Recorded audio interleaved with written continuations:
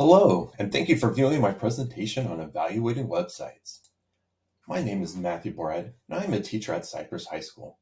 My email address is borad_m@auhsd.us, and my Twitter handle is @borad_mister.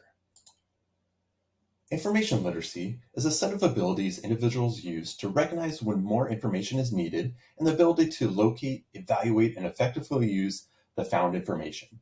It is becoming an increasingly important skill in the digital world we live in. The incredible amount of information choices available and the amount of unfiltered formats raises questions about its authenticity, validity, and reliability. This poses challenges for those trying to find, evaluate, and understand needed information. Information literacy is a required skill to use information effectively. Why is it important to evaluate websites? There's a vast sea of easily accessible, unfiltered information on the web. Anyone can publish to the web, so it is in your hands to determine the relevancy, authenticity, and datedness of the information you find within web pages.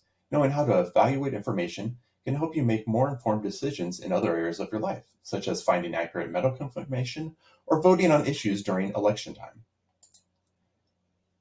Here are some strategies for evaluating websites.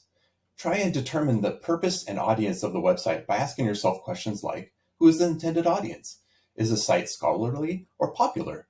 Does it end in .gov or .edu? This might help you determine that.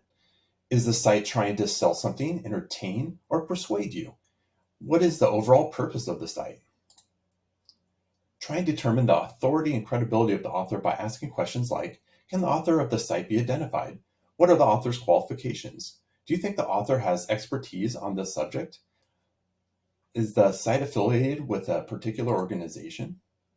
Try and determine the accuracy and reliability of the website by asking questions like, does the site appear to be well researched? Does the site include the sources of the information? Does the site include grammatical or spelling errors? Try and determine the currency of the website by asking questions like, when was this information published? When was the page most recently updated? Does the page include references to relevant events or developments? Are there dead links on the page? Try and determine the objectivity or bias of the information contained on the website by asking questions like, does the site present multiple viewpoints or just one? Can you tell if the site presents mostly opinions or facts? Can you identify any bias in the information presented? Is the site sponsored by a company or organization? Here's a few lesson ideas. Have students create their own rubric to evaluate websites.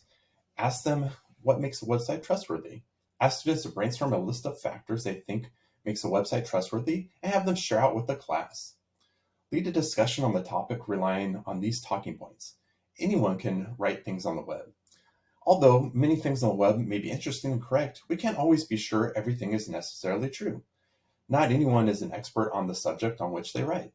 Since we don't always know who wrote the information or if they are qualified to write on the subject, we need to be alert and check information before we can trust it. Have students work in pairs and create a rubric to evaluate the validity of a website. It should contain at least 10 things to look for and a scale to determine the likelihood of the site's information being safe and reliable to use.